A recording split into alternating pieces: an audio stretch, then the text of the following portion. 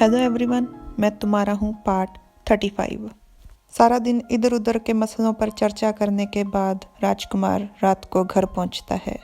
मुहान को देख वो मन में सोचता है कि इस इंसान को देखकर मेरी सारी थकावट उतर जाती है, चाहे वो थकावट या परेशानी राज दरबार के कारण हो या मेरी ज़िंदगी के रोज़मर्रा के उलझे हुए मसलों के कारण हो। राजकुमार तुरंत मुहान को गले लगा लेता है और मन में सोचता है कि इस जन्म में भी मेरी जिंदगी में झूठ की आंधी और खून की बारिश है, पर सिर्फ मुहान जियांग के पास रहकर मुझे सुकून मिलता है। राजकुमार को ऐसे देख मुहान पूछता है कि क्या हुआ, क्या आपको पिताजी ने फिर से सजा दे दी? तो राजकुमार कहता है नहीं, मैं बस थक गया हूँ सारे दिन की दौड़ भाग से। जुनकिंग, एक बात बताओ, तुम्हारे परिवार की इस पीढ़ी का नाम क्या पुरातनिक हथियारों पर आधारित है? हाँ, आपने ठीक कहा। पिताजी ने 9 पुरातनिक हथियारों को इकट्ठा किया और उन्होंने उन्हें हमारे घर की दीवार पर सजाया भी हुआ है।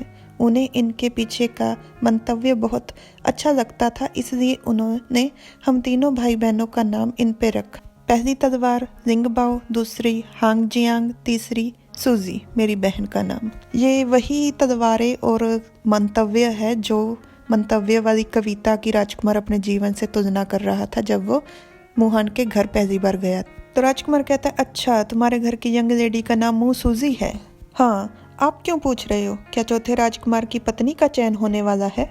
तो राजकुमार कहता है, मैं तो ऐसे ही पूछ रहा था। मैं तो ये सोच रहा था कि अगर तुम्हारी बहन भी मुलिंग बाऊ की तरह दिखती है तो उसकी शादी करवाना तो बहुत मुश्किल हो जाएगा। ये है मुँह सूजी, मुहान की सौतेली बहन। मुहान राजकुमार के सर पे हल्के से मारते हुए कहता है कि नहीं, वो इतनी बुरी नहीं दिखती, आप ऐसी अशुभ बातें मत कीजिए। राजकुमार मुहान को गले लगाते हुए कहता है कि कुछ भी कहो, तुम्हारे पिता ने नाम बहुत सही चुना है तुम्हारे लिए, हांजियांग। सिर्फ तलवारें संभालने के काबिल नहीं है, कुछ इंसान भी ऐसे होते हैं जिन्हें संभाल के रखना चाहिए। ये सब सुन मुहान का अंतर्मन बहुत ही खुश हो रहा था। वो राजकुमार का स्नेह साफ तौर पर महसूस कर पा रहा था। अगले दिन राजकुमार गरुई से मिलने जाता है और उससे कहता है कि दक्षिण पश्चिमी इलाके के इस समय के ये हालात हैं कि वहाँ का राजा अपने ही लोगों को मार रहा है और राज दरबार कुछ नहीं कर पा रहा। और रही बात तुम्हारे मसले की, इस तरह के मसले की अगर तुम जांच भी शुरू करवा देती हो तो वो उल्टा तुम्हारे ही परिवार पर कोई गंभीर आरोप लगा खुद सच्चा साबित हो जाएगा। उसने जो कुछ भी किया कानून के दायरे में किया, देश हित में किया। गरुई ये सुनकर झुककर कहती है कि मैं ये आम लड़की अच्छे से जानती है कि बदला एक दिन में नहीं लिया जा सकता। और वांगई ने इस आम लड़की के लिए आवाज उठाई। ये वांगई का बड़प्पन और दरियादिली है। राजकुमार कहता है कि मैं तुम्हें 2 विकल्प देता हूँ।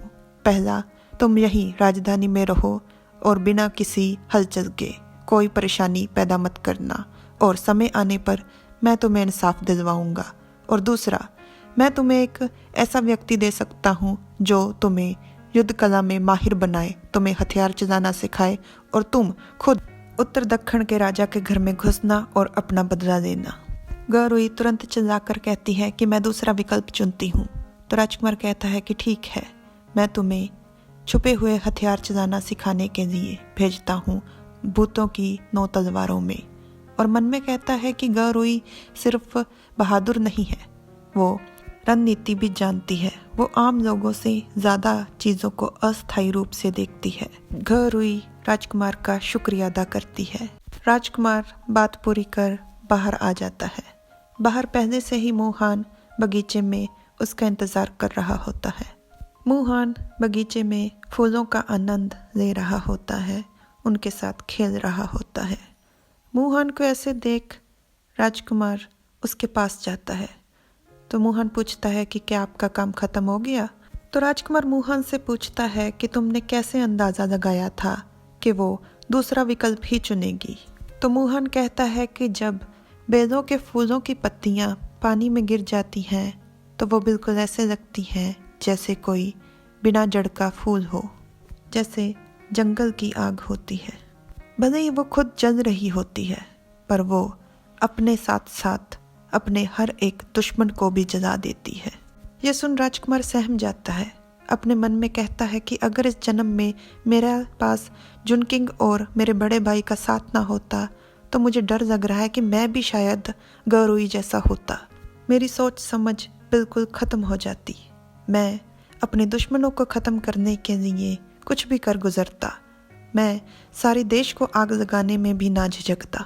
राजकुमार मुहान की अहमियत को महसूस करते हुए उसे अपने पास लाता है और चूम देता है और मन में सोचता है कि जुनकिंग भगवान का दिया हुआ आशीर्वाद है मेरी जिंदगी में। ऐसे लग रहा था जैसे पलक झपकते ही चौथा महीना गुजर गया। चौथे राजकुमार की नज़रबंदी की सज़ा भी पूरी हो जाती है। राजा होंग जियांग चौथे राजकुमार के लिए शादी के लिए पत्नी चुनने का आदेश दे देता है। आदेश के तीसरे दिन ही चौथा राजकुमार राज दरबार में वापस हाजिरी लगवाने पहुंच जाता है और उसी दिन चेंग वांग यानी कि तीसरे राजकुमार की भी सज़ा पूरी हो चुकी होती है, तो वो भी राज दरबार पहुंच जाता है मुहान के बहुत ज़्यादा कहने पर कि उसे जल्द से जल्द राज दरबार पहुंचना चाहिए। राजा राज दरबार का एकदम से माहौल बदल देता है तीसरे राजकुमार से कुछ सवाल पूछकर। राजकुमार ने हर सवाल का तुरंत और बिल्कुल सही जवाब दिया था। राजा राजकुमार के जवाबों से इतना प्रभावित और खुश होता है कि वो उसे इनाम में 10 बंडल साटल के और 1 बाल्टी मोतियों की देता है। राज दरबार में बहुत शांति थी, तूफान आने से पहले वाली, क्योंकि साफ तौर पर नजर आ रहा है कि मंत्रियों में राजकुमारों के समर्थन में गुटबाजी हो चुकी है। इसका मतलब ये है कि मंत्री साफ तौर पे अपना मत पेश कर रहे हैं कि वो किस राजकुमार को उत्तराधिकारी के रूप में देखना चाहते हैं, वो किसका समर्थन कर रहे हैं। वो खुले तौर पर इस चीज़ को पेश कर रहे हैं। राज दरबार में चाहे कुछ भी हो, पर राजकुमार के जीवन की परेशानियां और ये पाठ यहीं पर ख़त्म हो गया है। Like, subscribe, comment.